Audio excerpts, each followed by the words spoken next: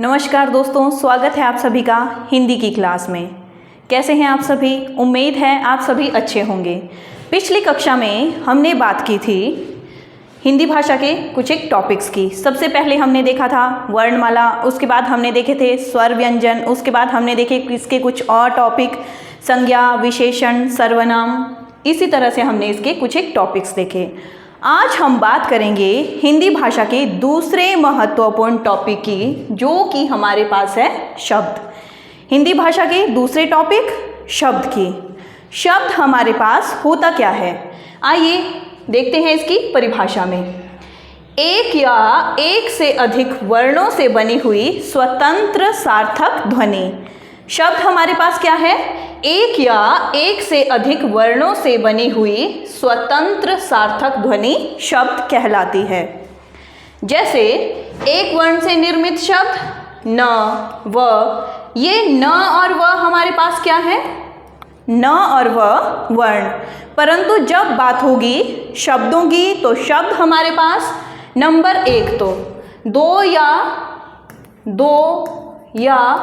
दो से अधिक वर्णों से निर्मित, तथा दूसरी महत्वपूर्ण बात उनका सार्थक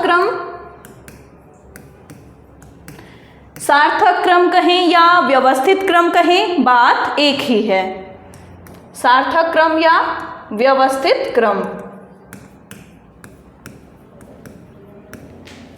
दो या दो से अधिक वर्णों से मिलकर बनने वाले नंबर दो, सार्थक क्रम या व्यवस्थित क्रम। अब देखते हैं इसके कुछ एक उदाहरण। शब्दों के कुछ एक उदाहरण हमारे पास स्क्रीन पर कुछ एक शब्द लिखे गए हैं। कुत्ता, शेर, कमल, नयन, प्रसाद, सर्वव्यापी, परमात्मा इत्यादि। स्क्रीन पर हमारे सामने कुछ एक शब्द लिखे गए हैं। कुत्ता, शेर, कमल, नयन, प्रसाद, सर्वव्यापी, परमात्मा इत्यादि।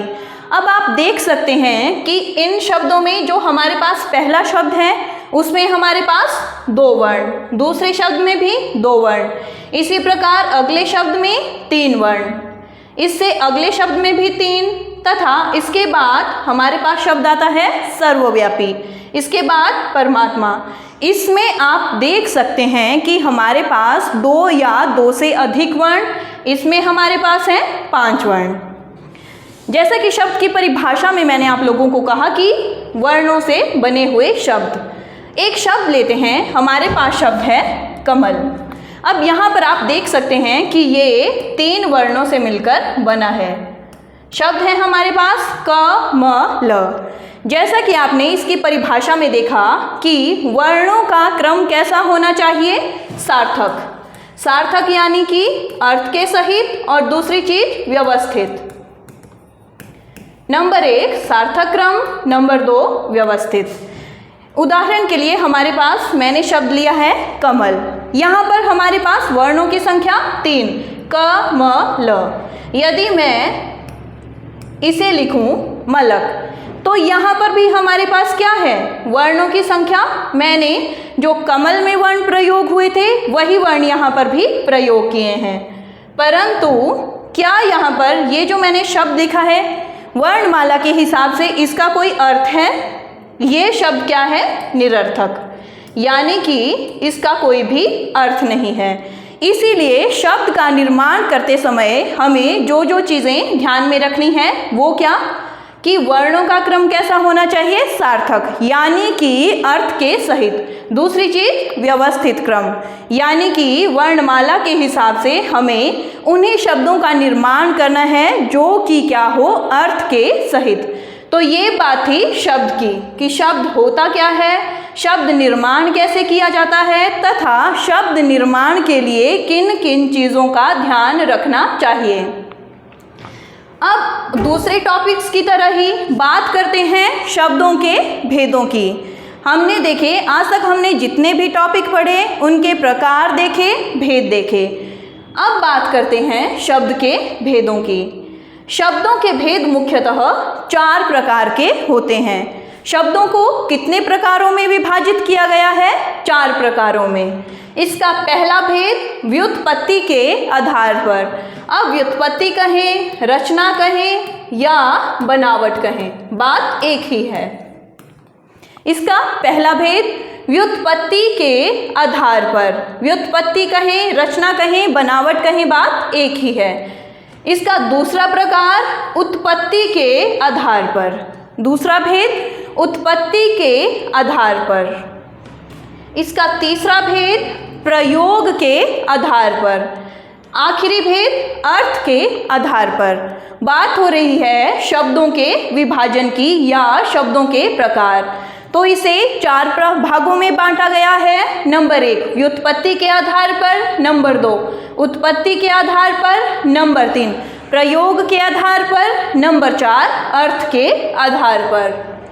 ये तो बात थी कि शब्दों को मुख्यतः कितने प्रकार के भागों में बांटा गया है, 4 प्रकार के।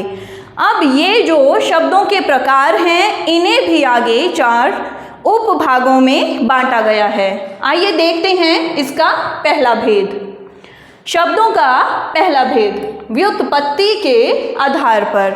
व्युत्पत्ति, रचना या बनावट, तीनों के आधार पर एक ही बात है। व्युत्पत्ति के आधार पर शब्दों को मुख्यतः 3 भागों में बांटा गया है। बात हो रही है शब्द के पहले भेद व्युत्पत्ति के आधार पर। व्युत्पत्ति के आधार पर इसे कितने भागों में बांटा गया है, 3 भागों में। नंबर 1 रूढ़ शब्द, नंबर 2 यौगिक शब्द, नंबर 3 योगरूढ़ शब्द। ये तीनों किसके भेद हैं, व्युत्पत्ति के आधार पर शब्दों के भेद। ये बात थी शब्दों के पहले आधार, व्युत्पत्ति के आधार पर शब्दों के भेदों की। अब देखते हैं इसका दूसरा भेद जो कि हमारे पास है उत्पत्ति के आधार पर शब्द भेद। बात करें व्युत्पत्ति के आधार पर, इसे बांटा गया था 3 भागों में। उत्पत्ति के आधार पर शब्दों के भेद मुख्यतः 4 प्रकार के। उत्पत्ति के आधार पर शब्दों के भेद मुख्यतः 4 प्रकार के। नंबर 1 तत्सम शब्द, नंबर 2 तद्भव शब्द, नंबर 3 देशज शब्द, नंबर 4 विदेशज या विदेशी शब्द। ये बात है उत्पत्ति के आधार पर शब्दों के भेदों की। कितने प्रकार से, 4 प्रकार के। नंबर 1 तत्सम, नंबर 2 तद्भव, नंबर 3 देशज, नंबर 4 विदेशज। ये बात थी उत्पत्ति के आधार पर शब्दों के भेदों की। अब बात करते हैं इसके तीसरे प्रकार के भेद की जो कि हमारे पास है प्रयोग के आधार पर शब्द भेद। इसका तीसरा भेद प्रयोग के आधार पर शब्द भेद। प्रयोग के आधार पर शब्द को मुख्यतः 8 भागों में बांटा गया है। प्रयोग के आधार पर शब्द को बांटा गया है 8 भागों में। इसका पहला भेद संज्ञा, दूसरा भेद सर्वनाम, तीसरा भेद विशेषण, चौथा भेद क्रिया, पांचवा भेद क्रिया विशेषण, छठा भेद संबंध बोधक, सातवां भेद समुच्चय बोधक तथा आठवां भेद विस्मयादि बोधक। यदि बात करें पहले 4 टॉपिक्स की तो ये चारों टॉपिक हमने पिछली कक्षाओं में देख चुके हैं। यदि आप इनके बारे में जानकारी या इनसे संबंधित कोई भी प्रश्न हो तो पिछली वीडियोस देख सकते हैं आप। इसके लिए आप हमारे पंचशील एजुकेशन एकेडमी के चैनल को फॉलो करें, लाइक करें, ज़्यादा से ज़्यादा शेयर करें। और रही बात इसके अगले भेद की तो इसे हम प्रयोग के आधार पर जब हम शब्द के बारे में पढ़ेंगे तो उसमें हम ऐसा नहीं है कि इन चारों को ही पढ़ेंगे। ये जो इसके 8 भेद हैं इन सभी को आपको उदाहरणों के साथ समझाया जाएगा। ये बात ही प्रयोग के आधार पर शब्दों के भेदों की। अब देखते हैं इसका आखिरी भेद जो कि हमारे पास है अर्थ के आधार पर शब्दों के भेद। बात हो रही है इसके आखिरी भेद की, अर्थ के आधार पर शब्दों के भेद। अर्थ के आधार पर शब्दों को कितने भागों में बांटा गया है, 2 भागों में। नंबर 1 सार्थक शब्द, नंबर 2 निरर्थक शब्द। शब्द के अन्य भेदों की तरह ही इसे भी भेदों में बांटा गया है। कितने उपभेद, 2 उपभेद। नंबर 1 सार्थक शब्द, नंबर 2 निरर्थक शब्द। तो ये बात थी शब्द के विभाजन के आखिरी भेद की अर्थ के आधार पर शब्दों के भेद। तो सबसे पहले हमने देखा कि शब्द होता क्या है। दो या दो से अधिक स्वतंत्र वर्णों से मिलकर बनने वाली ध्वनि।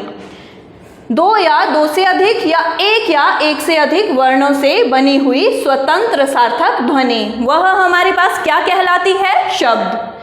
फिर मैंने आप लोगों को बोला कि शब्द निर्माण करते समय हमें किन किन बातों का ध्यान रखना है। सबसे पहले तो शब्दों का क्रम कैसा होना चाहिए? व्यवस्थित क्रम। दूसरी चीज, शब्द ऐसा निर्माण करना है कि वह कैसा हो? सार्थक शब्द, यानी कि अर्थ के सहित। फिर हमने इसके कुछ एक उदाहरण देखे जहां पर कि 2 वर्णों का प्रयोग भी किया गया है, 3 वर्णों का भी, और 3 से अधिक वर्णों का प्रयोग भी शब्द निर्माण के लिए किया गया है।